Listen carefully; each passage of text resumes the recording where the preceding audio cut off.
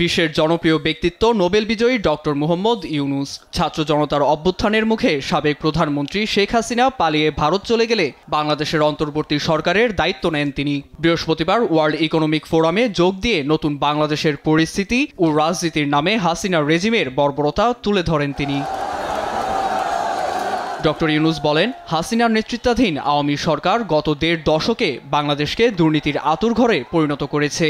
তিনটি কারচুপিপূর্ণ নির্বাচন দিয়ে টিকে থাকে ক্ষমতায়। সবশেষ ২০২৪ সালে ছাত্র জনতাকে নির্বিচারে গুলি করে গণহত্যা চালানো হয় বলেও তুলে ধরেন তিনি। এক প্রশ্নের জবাবে তিনি আরও বলেন, হাসিনা শুধু মানুষ হত্যা করেনি, অর্থ পাচার ছিল তার মূল কুকর্ম।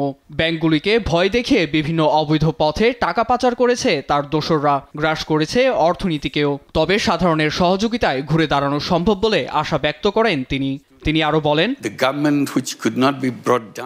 হাসিনার বিরুদ্ধে যে বা যারাই দাঁড়িয়েছে সবার উপরে আইনের অপব্যবহার করে চালানো হয়েছে গুম ও খুন। তার জন্য লাখ লাখ মানুষকে ভোগান্তি পোহাতে হয়েছে।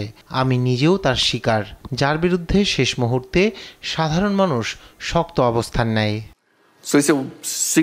তরুণদের প্রত্যাশা অনুযায়ী সংস্কারের মাধ্যমে নতুন বাংলাদেশ উপহার দিতে অন্তর্বর্তী সরকার কাজ করছে বলে জানান ডক্টর ইউনূস। বলেন, জনগণের ভোটাধিকার ফিরিয়ে দিতে সংস্কার কমিশন নির্বাচনকেই গুরুত্ব দিয়ে কাজ করছে। জনগণ দ্রুত চাইলে ২০২৫-এর শেষে আর পূর্ণাঙ্গ সংস্কার চাইলে ২০২৬ সালের মাঝামাঝিতে নির্বাচন সম্ভব বলে জানান তিনি। তরুণদের নিয়ে আসার কথা বলেন ইউনূস, কারণ তাদের জন্যই এই বিপ্লব সম্ভব হয়েছে। তিনি জোর দিয়ে বলেন, এটি কেন্দ্রের কোনো যোগসাজশ ছিল না। এর প্রজন্ম শক্তিশালী প্রজন্ম। বিপ্লবের সঙ্গে সরকার গঠন করতে চায় তারা, দেশের দায়িত্ব নিতে চায় তারা। প্রযুক্তি তাদের শুধু বাংলাদেশি নয়, বৈশ্বিক নাগরিক হিসেবে পরিণত করেছে।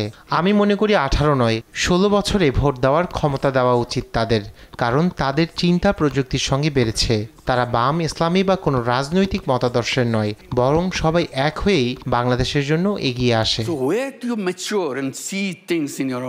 এছাড়া চাকুরির জন্য শিক্ষা ব্যবস্থাকে কলুষিত করে তাদের মেধা চাপিয়ে রাখা হয়েছে বলেও অভিযোগ করেন তিনি।